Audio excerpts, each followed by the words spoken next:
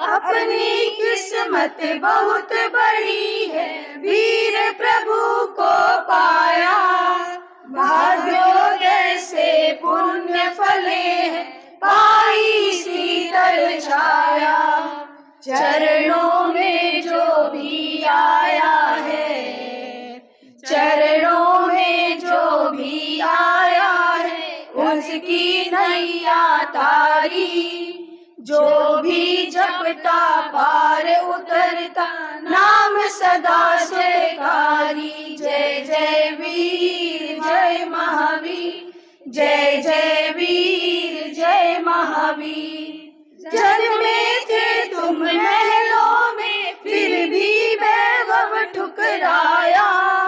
मैत्री का संदेश तुम्हारा पाकर जग हर्षाया।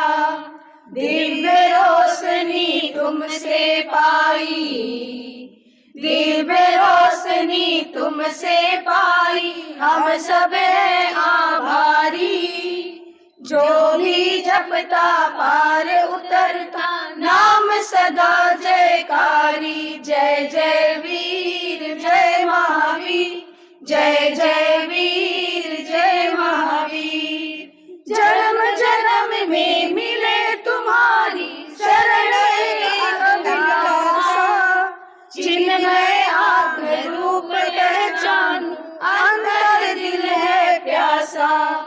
पल पल ध्यान धरे मन मेरा, पल पल ध्यान धरे मन मेरा, बन जाए अभिकारी। जो भी जपता पार उतरता, नाम सदा जयकारी। जय जय वीर जय महावीर, जय जय वीर जय महावीर, जय जय वीर जय महावीर, जय जय वीर। अध्यक्षा विनीता जी मालू से निवेदन, सभी का स्वागत करें।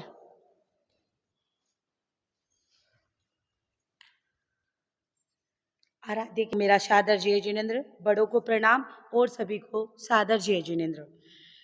हिंद मोटर का बहुत सौभाग्य है कि नव वर्ष की शुरुआत मुनि श्री जी के पावन कृपा की प्राप्त हुई।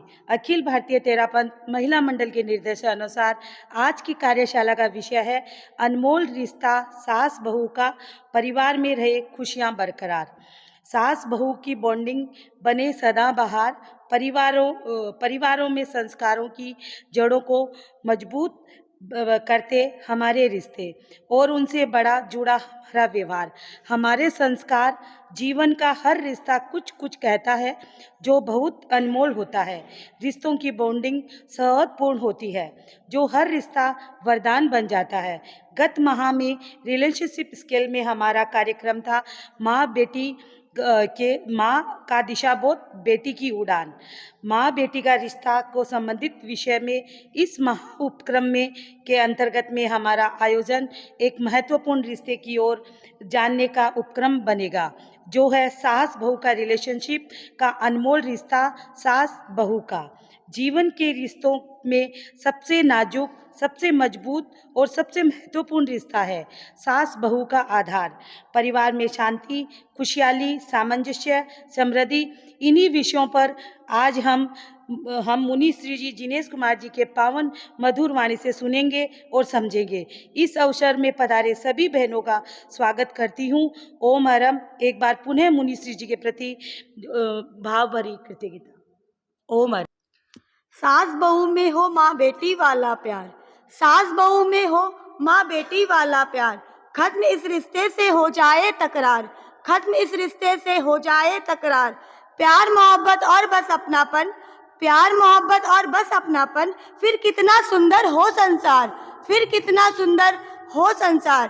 पर अभी की जैसी भागदौड़ की दुनिया में इसकी परिभाषाएं बदल गई है। दोनों के बीच में जनरेशन का इतना गैप हो गया है। नहीं तो माँ ईश्वर है तो सासू माँ गुरु है। इन दोनों को ही बताते हुए अब मैं सविनय अनुरोध करती हूँ मुनि श्री जी से, जो इस विषय पे अपना अनंत आस्था के धाम युग प्रधान महातपस्वी आचार्य श्री महासमन जी पावन चरणों में कोटि कोटि वंदन। श्रद्धेय मुनिश्री के पावन चरणों में भाभरा वंदन। उपस्थित हिंद मोटर महिला मंडल की बहनें, अनमोल रिश्ता सास बहू का आज की कार्यशाला बड़ा ही सुंदर विषय है। रिश्तों की दुनिया में एक महत्वपूर्ण रिश्ता है सास बहू का। सास बहू का रिश्ता अगर सौहार्दमय है तो घर परिवार में सुख शांति समृद्धि अपने आप आ जाती है, क्योंकि घर की आधार महिला होती है। भले वह सास के रूप में हो, भले वह बहू के रूप में हो, घर को संभालने वाली महिला होती है, भले वह किसी भी रूप में हो। तो जब घर में रहने वाली महिलाएं आपस में सौहार्द और प्रेम के साथ रहेगी तो घर का सारा वातावरण अपने आप अच्छा बन जाएगा, क्योंकि ससुर और पति, ससुर और पुत्र जो है वह इन दोनों के बीच में है। अगर आपके दिमाग में शांति है तो उनके दिमाग में भी शांति रहेगी। अगर आपके दिमाग में शांति नहीं है तो वे भी शांत नहीं रह पाएंगे। तो जरूरी है कि सास बहू के रिश्ते को श्रेष्ठ बनाए और अच्छा बनाए। रिश्ता कब अच्छा बनता है कि जब परस्पर एक दूसरे के प्रति समझ हो। सास का स्वभाव क्या है, बहू का स्वभाव क्या है, सास क्या चाहती है, बहू क्या चाहती है। जब परस्पर एक दूसरे की आपसी समझ उत्पन्न हो जाती है तो फिर वह रिश्ता सास बहू का रिश्ता न रहकर माँ बेटी का रिश्ता बन जाता है, माँ बेटी के रिश्ते जैसा बन जाता है। तो जरूरी है कि आपसी समझ विकसित हो। आपसी समझ विकसित होने से अपने आप परिवार का वातावरण भी अच्छा बन जाएगा। दूसरी जो बात है वह एक दूसरे को सम्मान देने की बात है। कहा जाता है, हालांकि स्त्री स्त्री की शत्रु होती है, वह बात अगर लागू होती है तो फिर घर में शांति नहीं रह सकती। अगर उस बात को, उस उक्ति को हम साइड में रख दे कि नहीं, स्त्री स्त्री की शत्रु नहीं मित्र है, सास और बहू यानी दोनों एक ही है, दोनों में क्या फर्क है, दोनों स्त्री है, तो एक दूसरे के प्रति अगर सहयोग की भावना रहेगी, सम्मान की भावना रहेगी तो अपने आप घर में सौहार्द स्थापित हो जाएगा। और जहाँ पर ईर्ष्या की भावना हो जाती है, सम्मान की भावना, मैं और तू की भावना हो जाती है, वहाँ पर फिर रिश्ता है वह दूषित हो जाता है, वह रिश्ता सही ढंग से चल नहीं पाता है। तो जरूरी है कि घर में अगर सास बहू दोनों है तो रेल पटरी पर तभी चलती है जब दोनों पटरियां समान रूप से हो। अगर एक पटरी आगे पीछे हो या ऊपर नीचे हो तो ट्रेन नहीं चल पाएगी। तो ठीक उसी प्रकार घर की गाड़ी तभी चल पाएगी जब सास और बहू के रिश्तों की पटरी है वह सही हो, बराबर हो। तो वह कब होगी, जब एक दूसरे को सम्मान देंगे, सम्मान देने की भावना एक दूसरे में उत्पन्न होगी। भाई बहू है तो मेरे घर की सदस्य है, सास है तो मेरी माँ के समान है। इस प्रकार एक दूसरे को सम्मान देंगे तो रिश्ता है वह रिश्ता अपने आप में अनमोल रिश्ता बन जाएगा। रिश्ता बनता है, परंतु रिश्ते को और अधिक अच्छा बनाना अपने हाथ में है। खराब बनाना भी अपने हाथ में और अच्छा बनाना भी अपने हाथ में है। बोली का विवेक होता है तो रिश्ता सुंदर बन जाता है, और बोली का विवेक नहीं होता है, एक दूसरे की कमियां निकालने की बात होती है तो वहाँ पर रिश्ता बिगड़ते देर नहीं लगता। कुछ लोगों की आदत भी होती है, वे कुछ न कुछ कमियां ढूंढते ही रहते हैं, शाबाशी देना नहीं जानते, और शाबाशी देना नहीं जानने के कारण उनके रिश्तों में मधुरता नहीं आ पाती है। कहते हैं जितना समय और जितनी शक्ति हम दूसरों की गलतियां निकालने में, टांग खींचने में लगाते हैं, उतने से कम समय में हम उनकी पीठ थपथपाने में, शाबाशी देने में, उतने से कम समय में काम कर सकते हैं।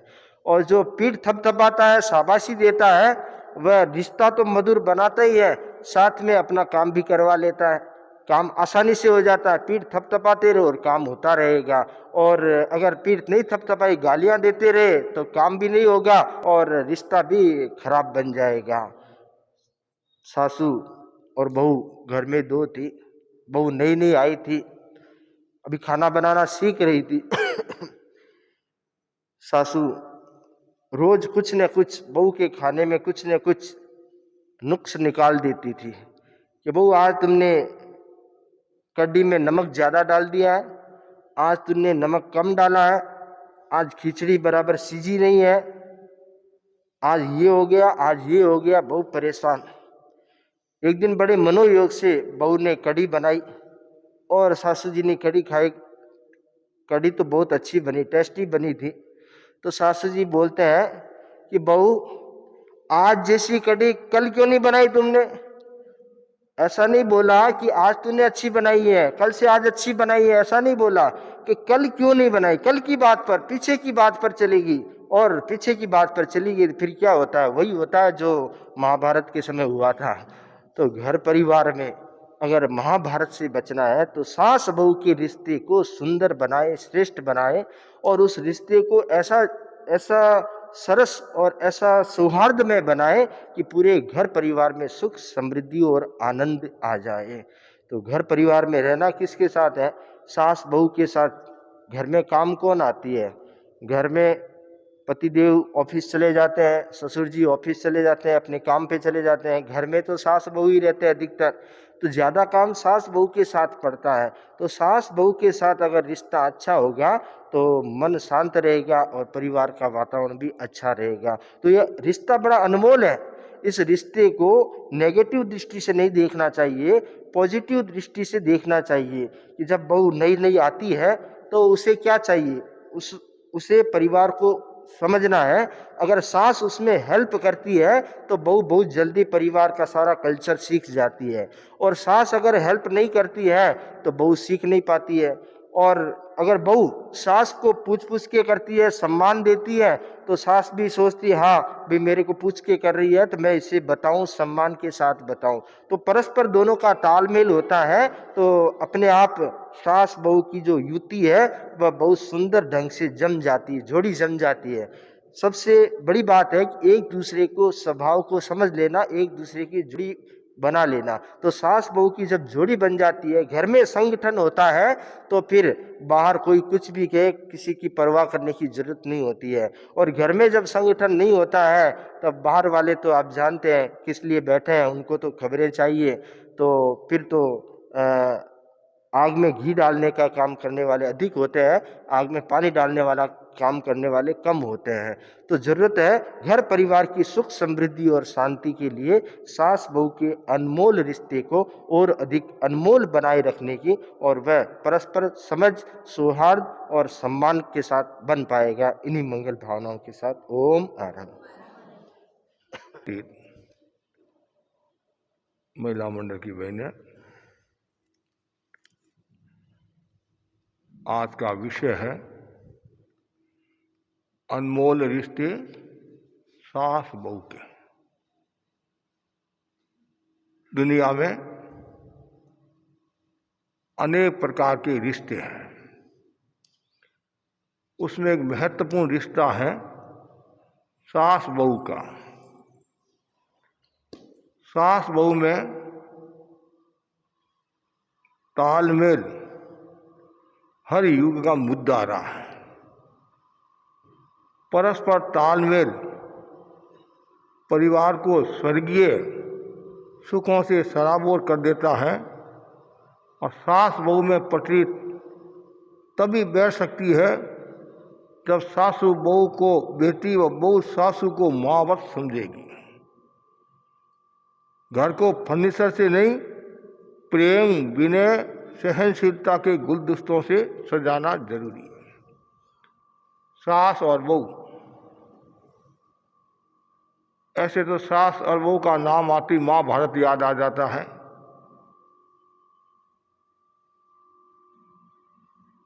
दोनों की अपनी भूमिका है। सास की भी महत्वपूर्ण भूमिका है और बहू की भी महत्वपूर्ण भूमिका है। सास और बहू का तालमेल अच्छा रहता है तो घर में शांति का साम्राज्य स्थापित होता है। प्रश्न खड़ा होता है, सास बहू के रिश्तों में बाधक तत्व कौन से हैं और साधक तत्व कौन से हैं। सास बहू में जब आपस में प्रेम नहीं होता है, द्वेष भावना होती है, तब घर नरकमय हो जाता है। और कभी कभी ऐसी स्थितियां बनती है, बहू सास से अलग हो जाती है, या कभी कभी सास घर को छोड़कर चली जाती है और घर का सारा वातावरण दूषित हो जाता है, जिसमें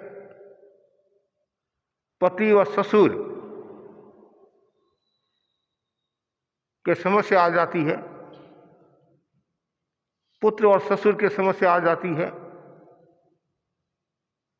जब तक मन में द्वेष का भाव रहेगा, परायपन रहेगा, तब घर में शांति नहीं रहेगी। घर में यदि अनमोल रिश्ता रखना, अच्छा रिश्ता रखना है, तो द्वेष को छोड़ना पड़ेगा। सासू ननद को महत्व देती है और वही सासू यदि बहू को महत्व दे दे तो घर का माहौल बदल जाएगा। बहू का कहना आप ननद को महत्व दो, कोई मना ही नहीं, लेकिन बहू का भी तो ध्यान रखना चाहिए।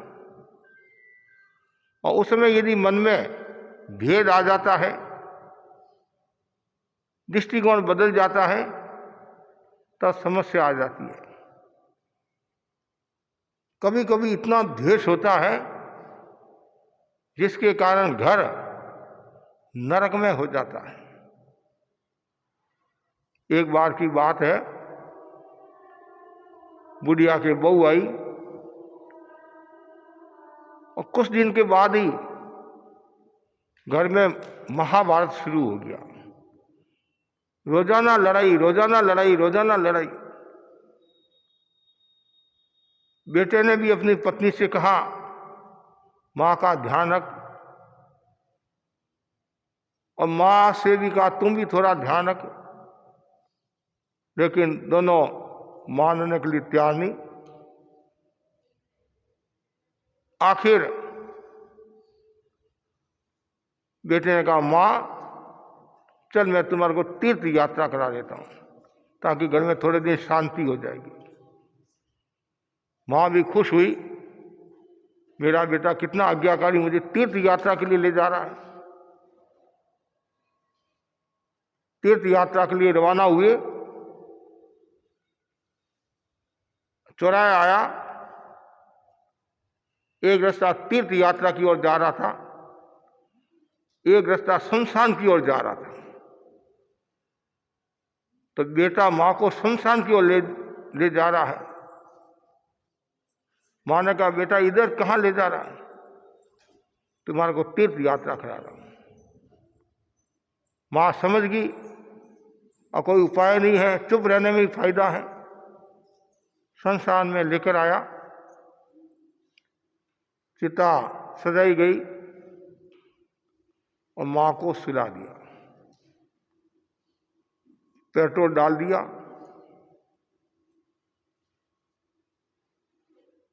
तो योग ऐसा हुआ,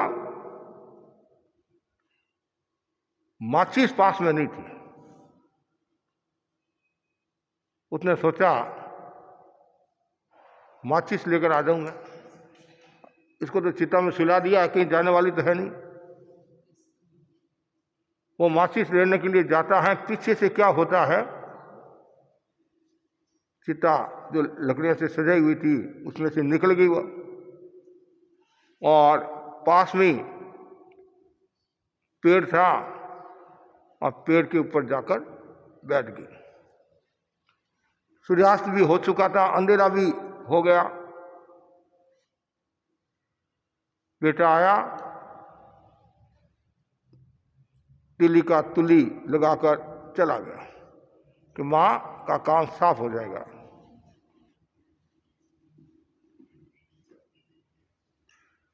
इतने में क्या होता है, उसी वृक्ष के नीचे 4 चोर चोरी करके आए और धन का बंटवारा करने के लिए बैठे। एक चोर ने कहा न्याय ठीक करना। यदि न्याय ठीक नहीं किया तो ऊपर भूत बैठा है। क्या बैठा है? ऊपर भूत बैठा है, वो सबको खा जाएगा। ये तो आपस में बात करे हैं। इतने में क्या होता है, रात का टाइम था, बुढ़िया बैठी थी और झपकी आ गई।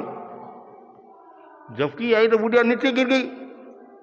जैसे नीचे गिरी और बम धमाका होता नहीं, धमाका हुआ और चोर भागे। भूत भूत भूत भूत भूत भूत।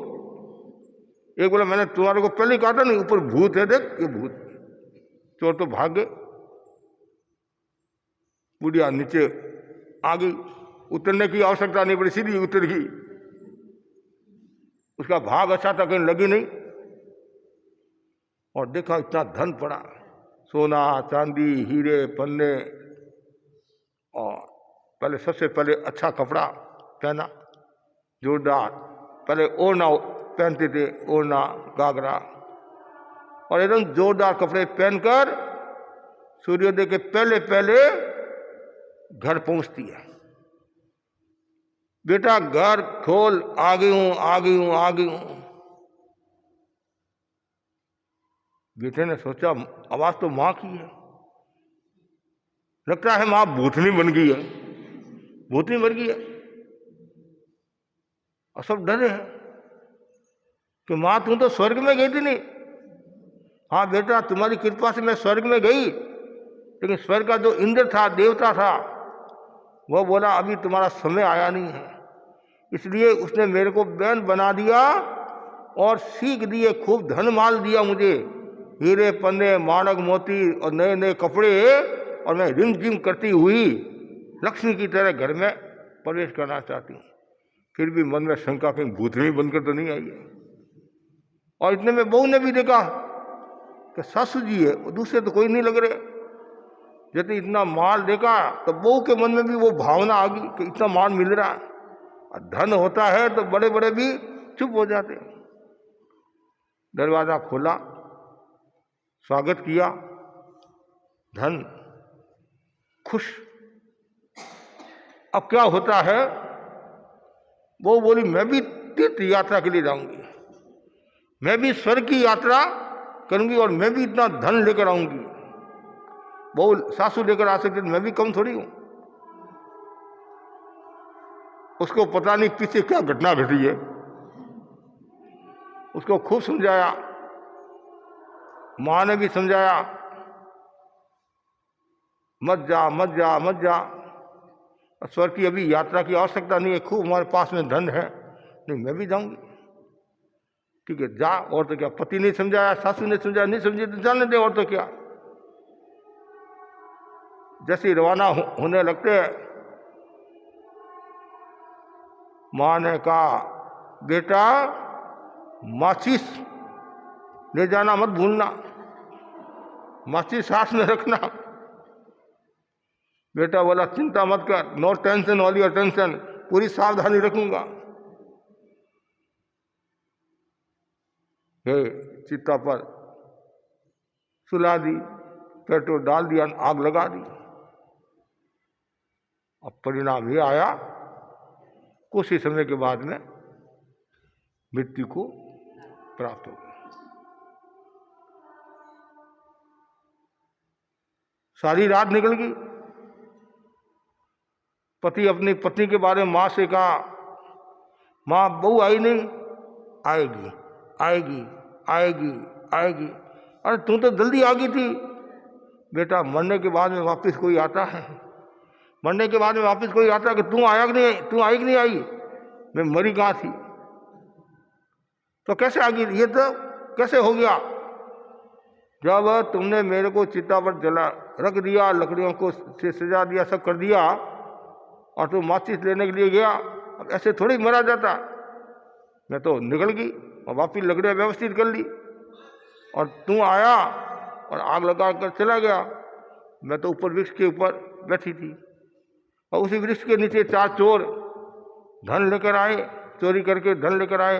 एक चोर बोला तुम ध्यान रखना, न्याय करना, नहीं तो ऊपर भूत है।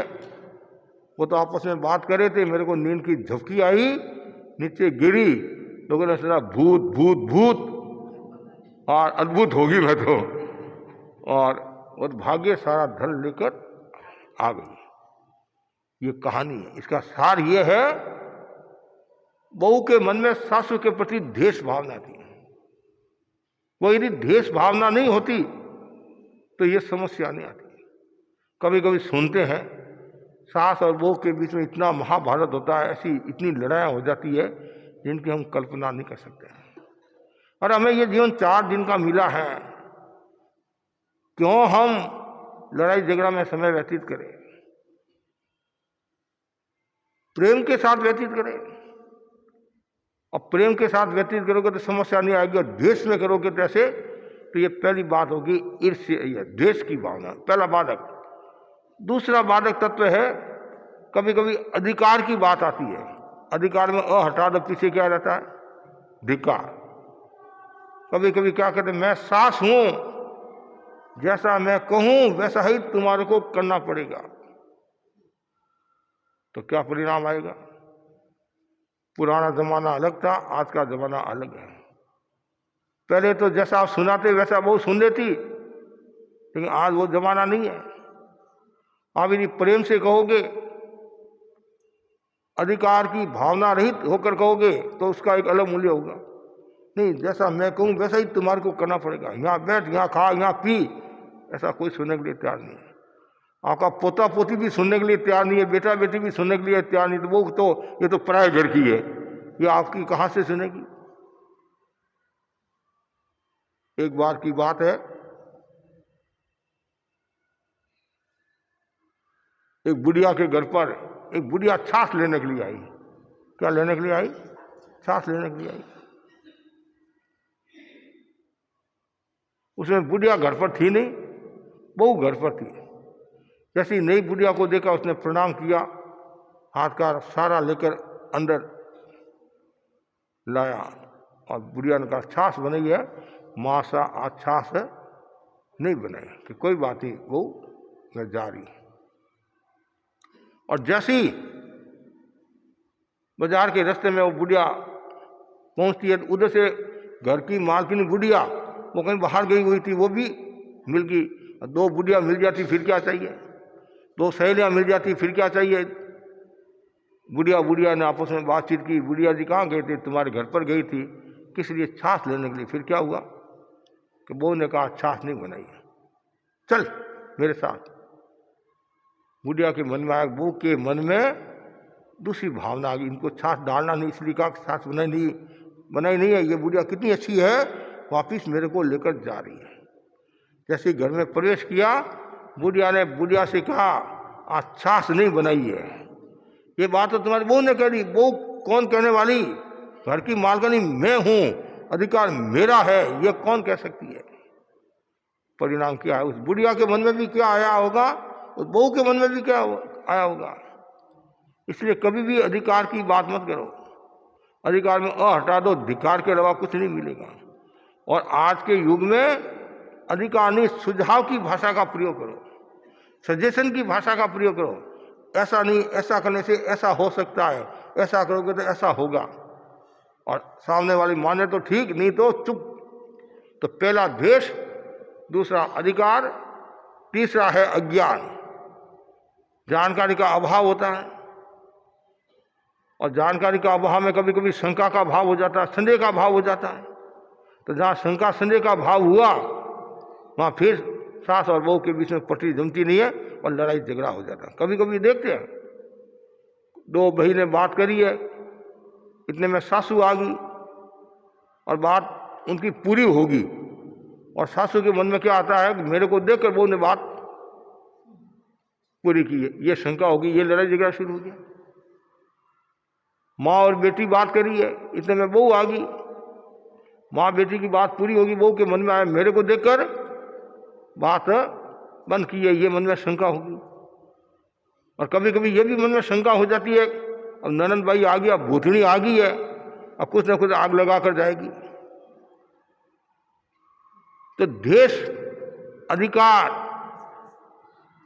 के कारण तो समस्या आती है और अज्ञान के कारण भी समस्या आती है। अविश्वास, संदेह, भय के कारण भी आपस में तालमेल का अभाव हो जाता है। इन सब कारणों के से सास बहू में लड़ाई झगड़ा शुरू हो जाता है। और एक महत्वपूर्ण कारण है शिक्षा। शिक्षा के कारण भी कभी कभी समस्या आ जाती है। शिक्षा तो बहुत बढ़िया है, खराब नहीं है, लेकिन वो 17वीं शताब्दी की है, सासू 21वीं शताब्दी की है। ऐसा होता है? ऐसा नहीं होता है। वो तो है 21वीं शताब्दी की और सासू है 17वीं शताब्दी की। लेकिन आजकल ऐसा नहीं है। आजकल तो सासू भी 22वीं शताब्दी की मिल जाएगी, 2 कदम आगे मिलने वाली होगी। लेकिन पहले सामान्यतः सासू के रूप अलग और बहू का रूप अलग होता, और सासू अनुशासन में ज़्यादा रहती, पुरानी परंपरा मर्यादा। लेकिन बहू को वो सेट नहीं होता। बहू पढ़ी लिखी होती और सासू पढ़ी लिखी नहीं। सासू अनपढ़ है, बहू पढ़ी लिखी है, तो उसको लेकर भी कभी कभी तालमेल में अभाव आ जाता। सासू कहती ऐसा करना, बहू कहती ऐसा करना। तुम मेरे को क्या शिक्षा देती है? तुम गुणी है, भणी थोड़ी है। भणियों का नहीं, तुमने तो केवल शिक्षा को प्राप्त किया है, मैंने तो सब कुछ प्राप्त किया। तुमने जितना आटा खाया उतना नमक मैंने खा लिया, ऐसे कहते नहीं। तुम मेरे को क्या शिक्षा देती है? लेकिन वो शिक्षा में साथ में अहंकार जुड़ जाता है, तो समस्या आ जाती है। अज्ञान, अहंकार, अधिकार और अलंकार। अलंकार भी एक बड़ी समस्या है। यदि बहुत ज्यादा श्रृंगार करती है, शरीर में ज्यादा समय लगाती है, कपड़ों में ज्यादा समय लगाती है, तो भी घर में कलह का वातावरण हो जाता है।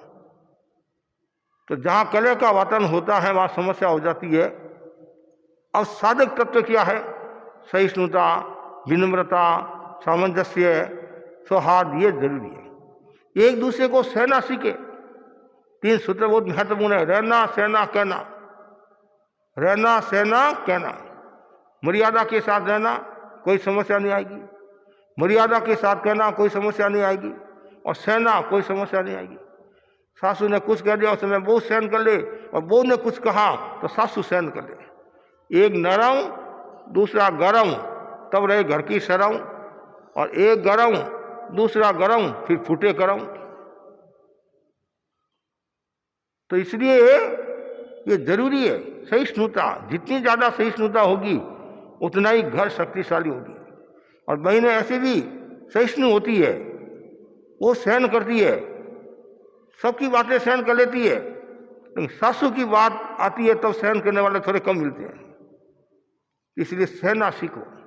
ऐसे ही विनम्रता का भाव, ऐसे ही सामंजस्य का भाव। जैसे बहू को मीटिंग में जाना है, गोष्ठी में जाना है, उस समय सासू कहती कोई बात ही नहीं, तुम जा, पीछे से मैं सब संभाल दूंगी, ये घर में शांति होगी। उस समय कह तू कहाँ जाती है, अधिकार तो मेरा है। सासू मैं हूं, मैं जाऊंगी। अरे आपका काम नहीं है। नहीं, मेरा कैसे काम नहीं, मैं जाऊंगी। ये लड़ाई झगड़ा होगी। और सासू को कहीं जाना है सगा संबंधियों के यहाँ, उसमें वो कहे आप आराम से पधार, पीछे सब मैं संभाल दूंगी। और कभी कभी ऐसी स्थिति आ जाती है, ज्यादा मेहमान आ जाते हैं, एक बार लौट नहीं आते, उसमें आपस में प्रेम होता है, तो सासू क्या कहती है थोड़ा तू कर ले, थोड़ा मैं, फटाफट काम हो जाएगा। तो सामंजस्य जरूरी है।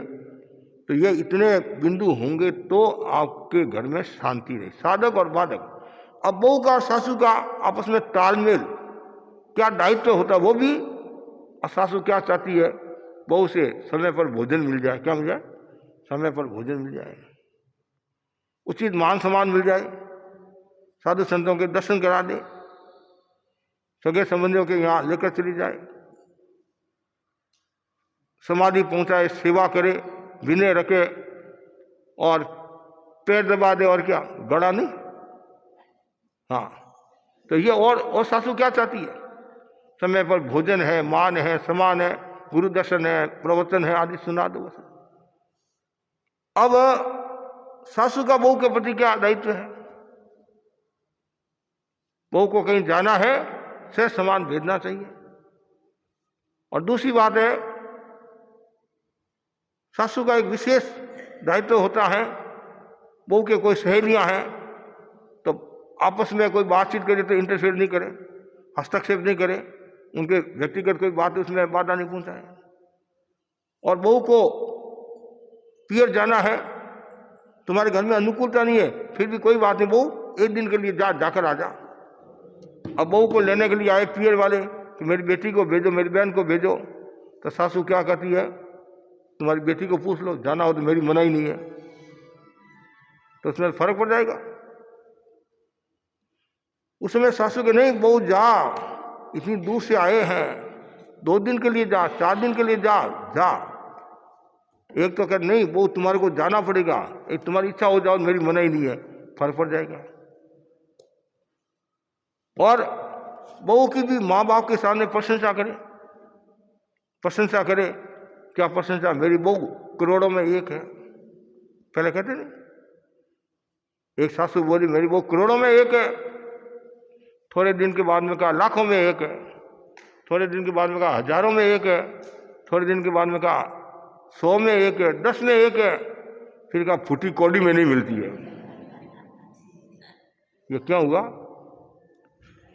जब स्वार्थ सदता था तो सब ठीक था, स्वार्थ नहीं सदने लगा, फूटी कौड़ी में ही। तो ऐसी एक नहीं अनेक समस्याएं आती हैं। इसलिए बहुत जरूरी है सास और बहू के बीच में प्रेम का भाव रहे, सौहार्द का भाव रहे, तालमेल जरूरी है। और दूसरी बात है, बहू को एक बात का ध्यान रखना, पियर की बड़ाई सासू के सामने नहीं करना।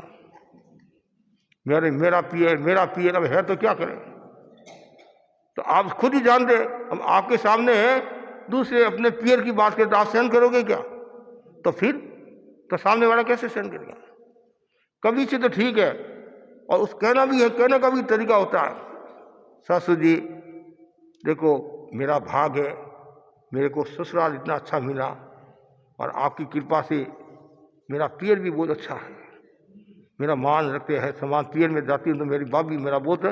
ये सब आपने मुझे ऐसे संस्कार दिए हैं जिनके कारण मेरा पियर भी मेरा मान सम्मान होता है, और मेरा पियर खूब जोरदार है। तब सासू जी भी थोड़े दब जाएंगे। तो इसलिए छोटी छोटी बातें हैं, वो सावधानी रखना, कभी भी पियर की प्रशंसा नहीं करना, और कभी भी अपने आप को प्रदर्शित नहीं करना, मैं होशियार, कि तुम्हारे को कुछ नहीं आता, कभी नहीं करना। क्यों? आप यदि अपने आप को प्रदर्शित करोगे तो उसका परिणाम सुखद नहीं आएगा, दुखद आएगा। आज आप यदि सासू की अवहेलना करते हैं, अपमान करते हैं, तिरस्कार करते हैं, तो कल आपकी तो बहू आएगी, तो वो भी तो वैसी बात करेगी कि आपने अपने सासू के साथ ऐसा किया, ताकि वो आपके साथ ऐसा करेगी। इस हाथ से लो, इस हाथ से दो। एक बाई आई, तो मेरी सासू भी खराब है, मेरी बहू भी खराब है। मेरे मन में आया, मैंने कहा नहीं, मेरे मन में आया, तू कैसी है? हाँ, सासू ही खराब है, बहू खराब है, तू कैसी है? कि पूरा गांव ही खराब है, तो थाने में कोई लखन नहीं होशी अनाज खराब है। ठीक है, कोई न कोई तो तुम्हारे पक्ष में होगा, कोई मेरे पक्ष में नहीं है। इसका मतलब है गांव में खराबी नहीं है, तुम्हारे में खराबी है, तुम्हारा चिंतन सही नहीं है, नेगेटिव चिंतन है, द्वेष भावना है, कलह की भावना है, छोटी छोटी बातों में उलझ जाती है, तो समस्या आती है। इसलिए घर की पंचायती मत करो, नहीं पर की पंचायती मत करो, घर की पंचायती करो। पहले मेरा घर है, ये घर क्या है? मेजबान है, और पियर क्या? मेहमान है। ध्यान से सुनना, पियर है मेहमान। कोई भी काम करो सासू को पूछ कर करो, कहीं बाहर भी जाना तो सासू को पूछ कर करो, और सासू भी कहीं जाना है तो बहू के ध्यान में कि बहू मैं थोड़ी देर के लिए जाकर आती हूँ। नहीं तो कभी कभी पता नहीं चलता है सासू कहाँ गई है, बहू कहाँ गई, बेटा कहाँ गया, बहू कहाँ है, बेटी कहाँ गई है। तो ध्यान में तो रहना चाहिए। हम 3 संत हैं, कोई संत आवश्यक के लिए बाहर जाता है काम के लिए, तो कम से कम मेरे को ध्यान में तो रहना चाहिए। नहीं मेरे को आकर पूछे महाराज आपके संत कहाँ है, और मैं यदि कहूँ मुझे पता ही नहीं है, तो हल्की किसकी लगेगी? तो इसलिए वो घर में तालमेल रखना है, तो एक दूसरे को पूछो, एक दूसरे का सम्मान करो, विचारों का सम्मान करो, और एक दूसरे के बीच में सामंजस्य का भाव रहे। और कहीं छोटी मोटी बात भी हो जाए तो उसको सहन करना सीखो, और जो व्यक्ति सहन करना सीखता है वही व्यक्ति आगे बढ़ता है। तो अखिल भारतीय तेरापन महिला मंडल के निर्देशानुसार स्थानीय मतलब हिंद मोटर महिला मंडल आज हमारे यहाँ दर्शन करने के लिए आई है और इन्होंने कार्यशाला रखी है। वो सुंदर कार्यशाला है, सास बहू कार्यशाला। और सास बहू में यदि तालमेल आ जाए तो सोने में सुहागा जैसी कहावत चरितार्थ हो जाएगी।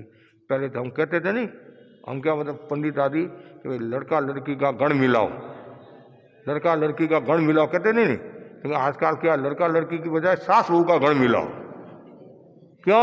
लड़का तो है घर में थोड़ा रहता है, ज़्यादा तो सासू घर में रहती है, लेकिन आजकल वो भी कम है।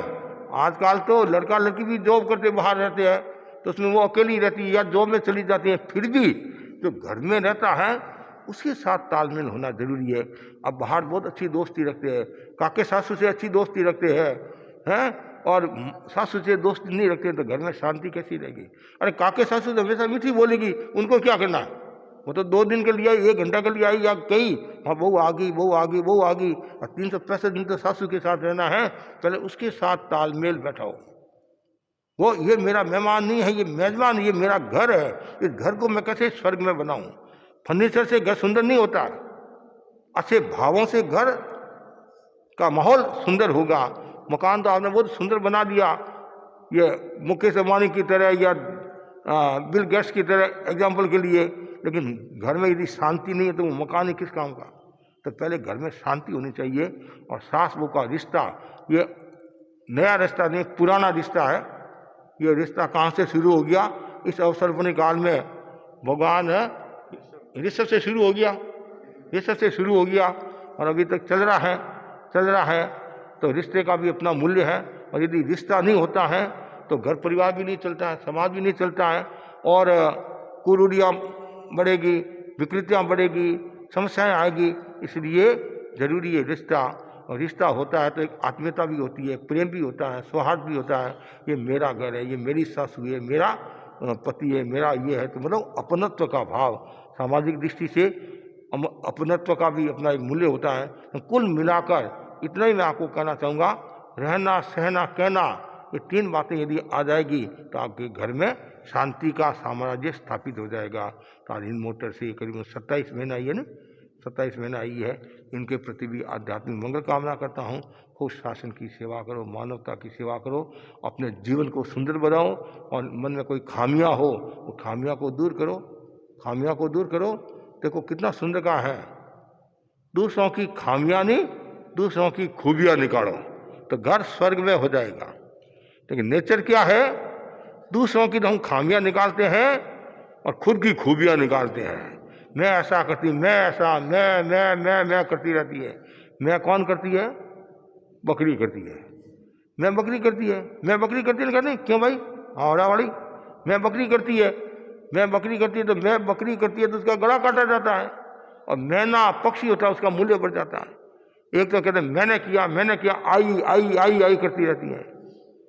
और एक वी कितना सुंदर है, आई वी है। एक तो मैंने किया, एक हमने किया, कितना सुंदर है। ठीक है, कोई ज़्यादा करता है, कोई कम करता है, ये हो सकता है, सबकी अलग अलग कैपेसिटी है। कोई ज़्यादा होशियार होता है, कोई ज़्यादा सक्रिय होता है, कोई कभी कभी ऐसा होता है काम में बहुत सक्रिय होती है और काम तो कर तो लेती है, इतना व्यवस्थित नहीं करती है।